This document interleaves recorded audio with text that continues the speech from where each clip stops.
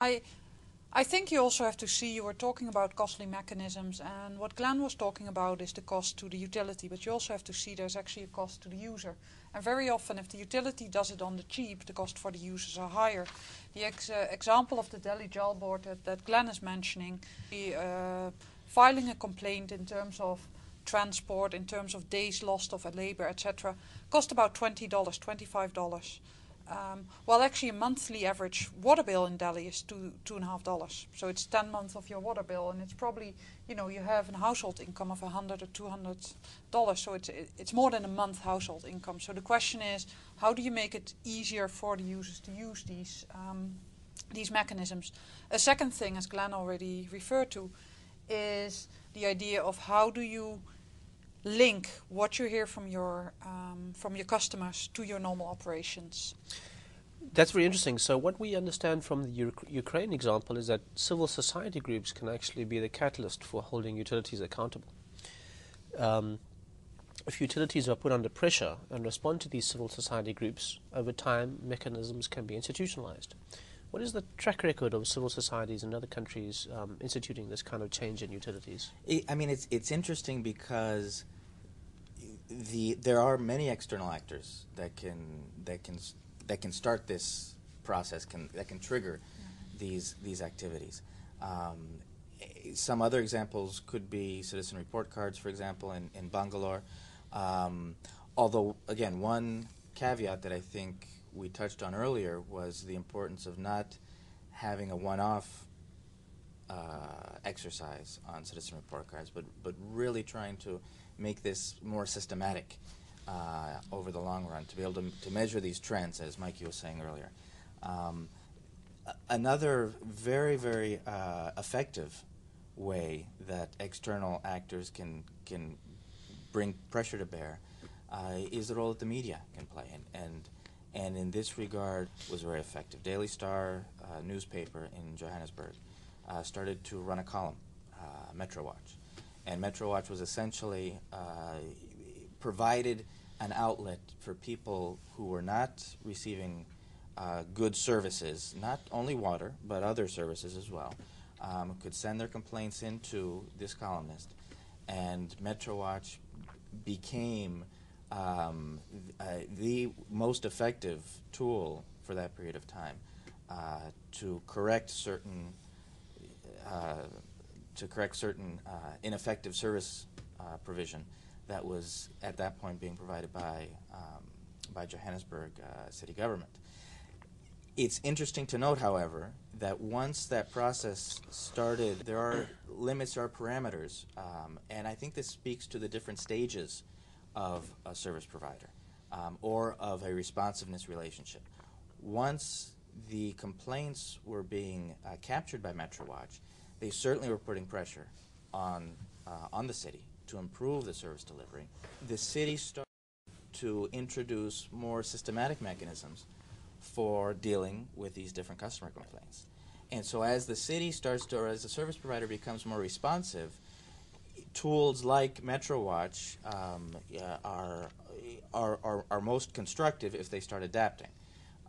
If they continue to pursue a particularly egregious form of raising these complaints, then it also becomes very tricky for the service provider who has gone from pre-functionality to more functionality, and I think that makes the case for really trying to encourage these systems to take root within the service provider, and that encouragement should come also from other stakeholders as well.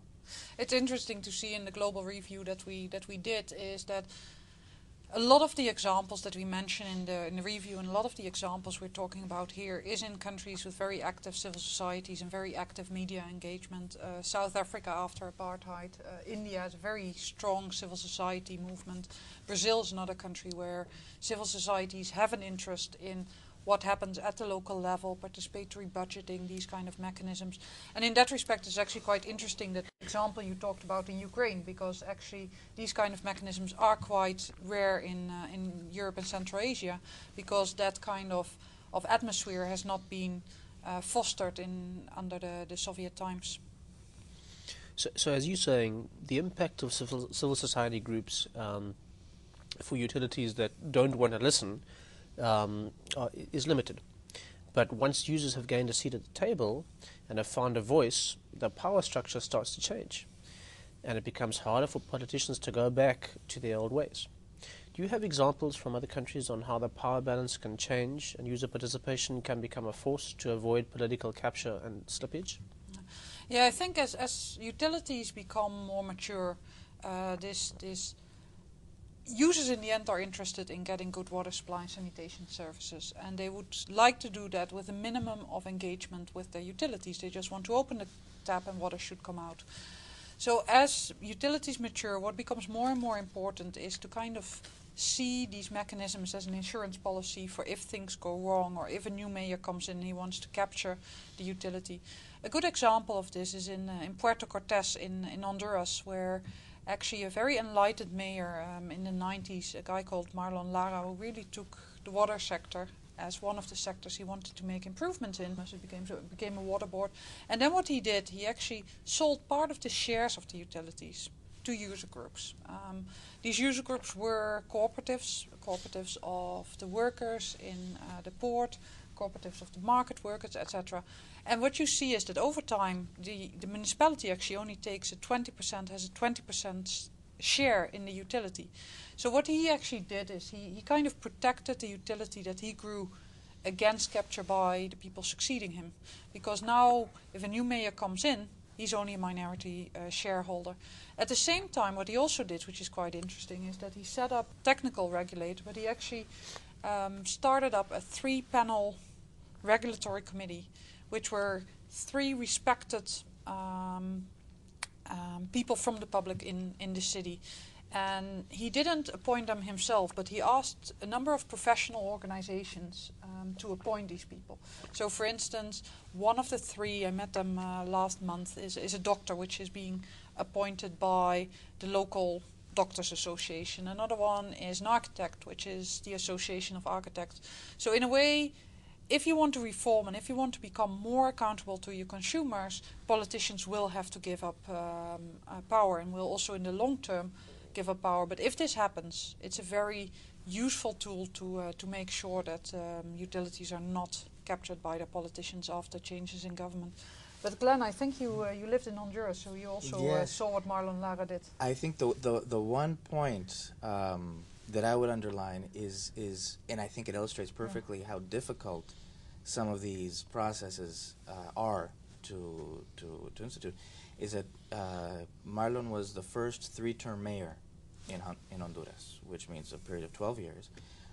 His first re-election almost didn't happen, precisely because of the controversy surrounding these types of reforms. So it was very close. But it also, I think, points to another element in this whole discussion, which is the ability of Aguas de Puerto Cortes to be a more functional water utility is also reflected in the fact that the municipality of Puerto Cortes is also very serious, is also very functional, and it also speaks to the local economy, which is one of the most dynamic in the entire country. With this major port of Central America there in Puerto Cortes, so it's a very nice example of where all these factors started to line up, and even then it was politically very difficult at the beginning to get things moving, but it happened. So what I hear both of you saying is that there's an element of time involved.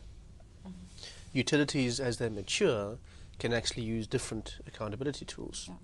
And at a different phase, you would use different combinations of accountability tools.